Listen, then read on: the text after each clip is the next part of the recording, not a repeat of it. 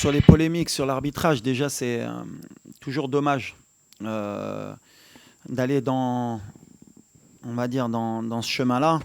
Voilà, on a un bon continent, on travaille bien. Il y a toujours une mauvaise image concernant cela. On veut faire croire que voilà, qu'il y a des matchs qui se gagnent forcément de cette manière. Et il ne faut pas se mentir, il ne faut pas avoir de langue de bois. Ça a toujours été le cas concernant le continent africain, d'avoir des doutes ou d'avoir des polémiques. La réalité, elle est que justement, vous, les journalistes, vous devez faire votre travail. Un pénalty est sifflé d'une manière dans un match, il n'est pas sifflé d'une autre manière dans un match, une main est sifflée et pas sifflée. Moi, je regarde tous les matchs, puisqu'on a beaucoup de joueurs aussi qui jouent en Europe, c'est les mêmes polémiques partout, que ce soit en Afrique ou en Europe. Juste, on veut un peu agrandir cela sur notre continent. Moi, je serai toujours un défenseur du continent africain et je partirai toujours avec l'idée que tout le monde essaye de faire de son bien. Comme tu l'as dit, on a été lésés nous aussi depuis le début de la compétition.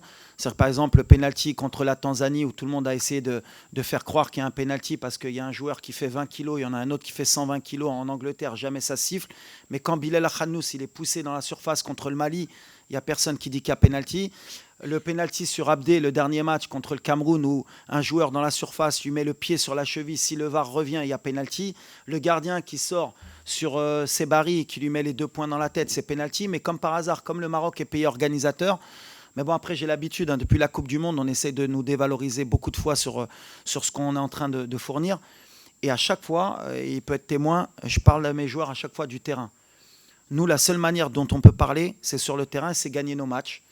Et jamais vous m'avez entendu après un match, même quand on s'est fait éliminer en Côte d'Ivoire, parler de l'arbitrage. On assume, on avance et on retravaille. C'est l'objectif. C'est, comme j'ai dit, voilà, il faut aider l'arbitrage, il faut aider les joueurs, il faut arrêter d'avoir toujours cette sensation d'être lésé.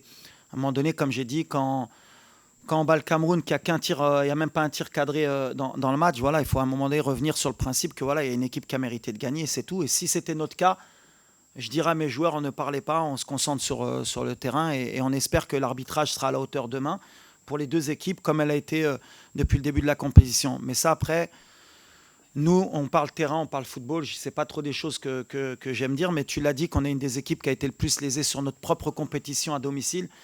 Et après, c'est une question de communication. Aujourd'hui, il y a des réseaux sociaux, il y a de la presse. Vous en faites ce que vous voulez. Il y en a qui vont être pro-Maroc, il y en a qui vont être anti-Maroc. Nous, l'essentiel, c'est de bien jouer au football.